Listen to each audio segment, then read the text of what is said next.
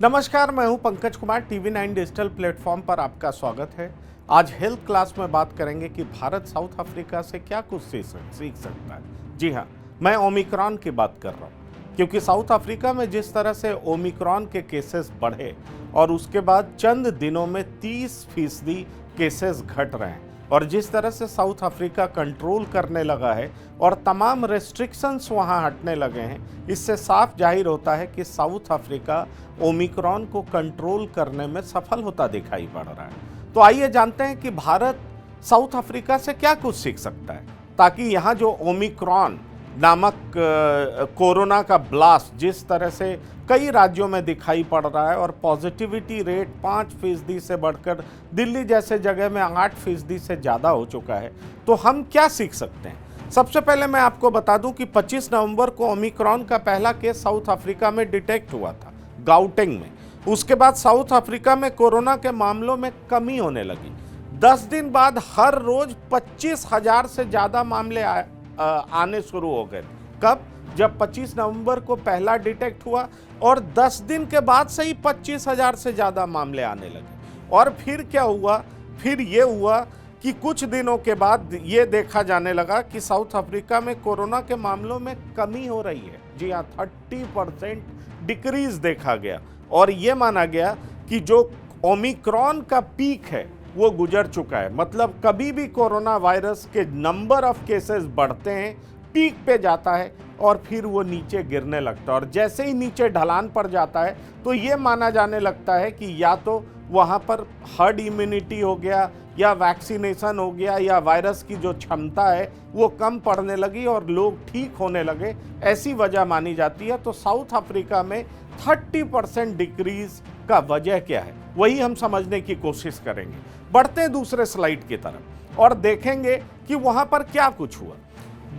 दरअसल मैं आपको बता दूं कि साउथ अफ्रीका में ये डिक्रीज होने की कई सारी वजह हैं।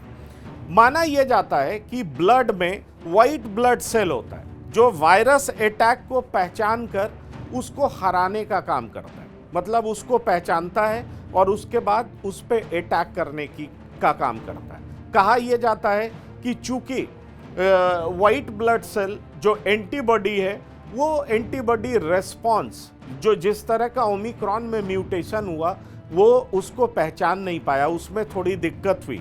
लेकिन ये बताया जाता है कि टी सेल्स बीमारी के वायरस से जो लड़ने का काम करता है, 70 से 80% टी सेल का रेस्पॉन्स बहुत अच्छा था। मतलब अगर एंटीबॉडी से वो बच भी गया तो टी सेल्स उसको पहचानने में कामयाब हुआ। और टी सेल्स का काम क्या है? तो टी सेल्स का काम यह है कि टी सेल्स को मजबूत करने के लिए टी सेल्स जो होता है 70 से 80% उसको पहचानता है और वायरस इन्फेक्टेड सेल पे अटैक करता है ताकि वायरस को मार सके। और चूंकि वहाँ के रिसर्च में, जो केप टाउन यूनिवर्सिटी है, वहाँ के रिसर्च में ये बात सामने आई कि 70 से 80% टी सेल्स वायरस के खिलाफ अच्छा रेस्पॉन्स करता है।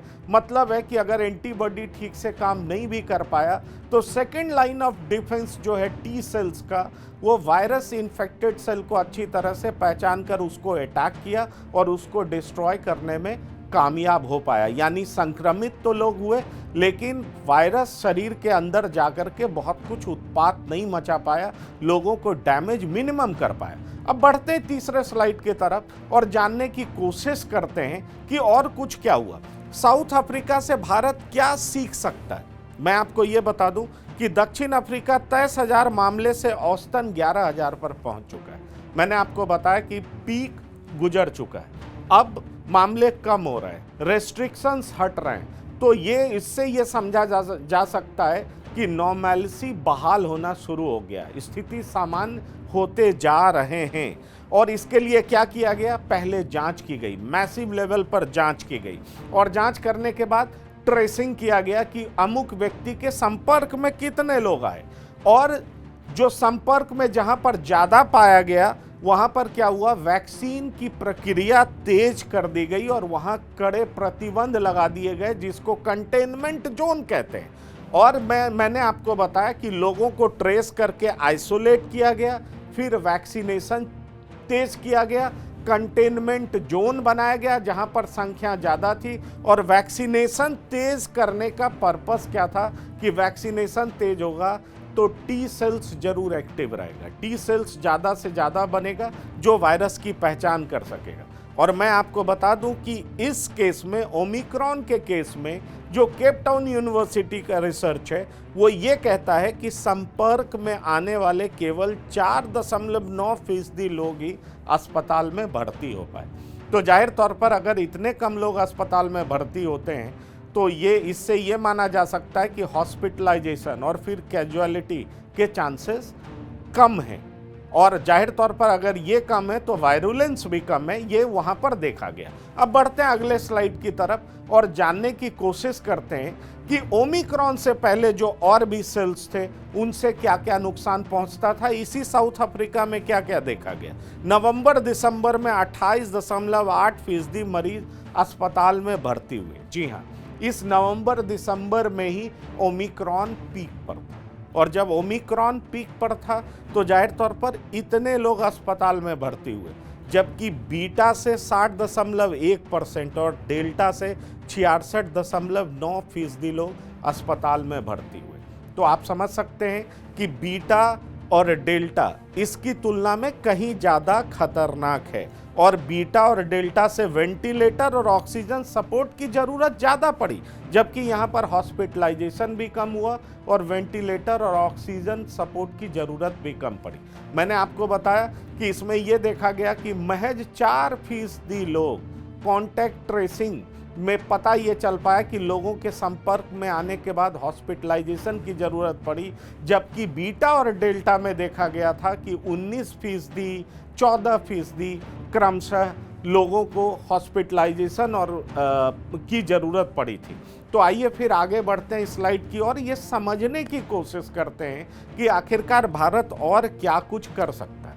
अब मैं आपको ये बता दूं, एक बात तो बहुत साफ है कि जो साउथ अफ्रीका में किया गया, कॉन्टैक्ट ट्रेसिंग किया गया, कंटेनमेंट जोन बनाया गया और उसके बाद और क्या किया गया, वैक्सीनेशन तेज कर दिया गया। वैसे जगह में वैक्सीनेशन तेज होने का पर्पस क्या था कि टी सेल्स ज़्यादा से ज़्यादा डेवलप कर सके। अगर ये ओमिक्रॉन वायरस एंटीबॉडी इवेड भी करता है तो टी सेल्स उसको पहचान करके वायरस इन्फेक्टेड सेल को मार देगा। और उसके बाद क्या होगा कि अगर वो मार देगा तो जाहिर तौर पर वो वैक्सीन कामयाब माना जाएगा। इसलिए कंटेनमेंट जोन की बात करें तो वहां पर वैक्सीनेशन को तेज करने के पीछे यही वजह था। और देखा यह जा रहा है कि ओमिक्रॉन का अगर बुरा असर पड़ा भी है तो किन किन लोगों पर पड़ा है, ये केप टाउन यूनिवर्सिटी के रिसर्च से पता चला है। जो गंभीर बीमारी से पीड़ित हैं जैसे HIV, TB या डायबिटीज मरीज में। वजह क्या है? वजह साफ है, ये इम्यूनो कंप्रोमाइज लोग हैं, इनका इम्यूनिटी कम होता है और ऐसे ही लोगों में ज़्यादातर लोग को अस्पताल जाने की ज़रूरत पड़ी है। इसलिए इन लोगों को सजग रहने की ज़रूरत है। ये हम साउथ अफ्रीका से सीख सकते हैं। कोरोना वैक्सीन लेने वालों पर ओमिक्रॉन का असर कम पड़ा है। जिन लोगों ने कोरोना वैक्सीन लिया है उन पे असर कम पड़ा है। और अब तो बुजुर्ग लोगों को बूस्टर डोज देने की भी बात हो चुकी है। इस देश में भी बच्चों के लिए भी शुरू हो गया, बुजुर्गों के लिए भी शुरू हो गया, खास तौर पे जो इम्यूनो कंप्रोमाइज्ड हैं और 9 महीने से ज़्यादा हो चुका है और कोरोना के किसी भी वेरिएंट से पहले अगर संक्रमित हुए हैं, ये रिसर्च में आया है, तो जाहिर तौर पे उनमें इम्यूनिटी है और इम्यूनिटी है तो टी सेल्स एक्टिव है और टी सेल्स एक्टिव है तो वायरस भले ही उनके शरीर में प्रवेश कर रहा है लेकिन उनको हॉस्पिटलाइजेशन की ज़रूरत नहीं पड़ती है और कैजुअलिटी के चांसेस नहीं के बराबर रहते। और अगर मैं कल के रिकॉर्ड की बात करूं तो 4 लाख से ज़्यादा लोग ओमिक्रॉन से ग्रसित संक्रमित हुए हैं पूरी दुनिया में और महज 65 लोगों की मौत हुई है और इनमें भी ज़्यादातर लोग इम्यूनो कंप्रोमाइज्ड थे। तो आप समझ सकते हैं कि इस तरह से भारत साउथ अफ्रीका से ये सीख करके अपने यहाँ ओमिक्रॉन के बढ़ रहे केसेस पर काबू पा सकता है।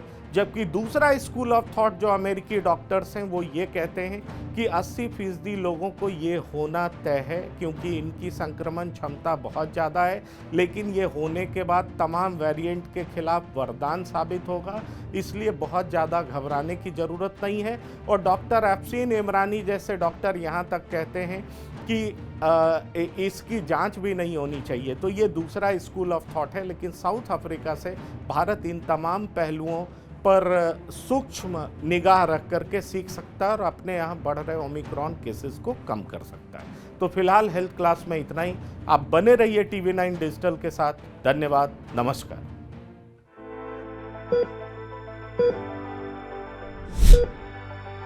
Thank you.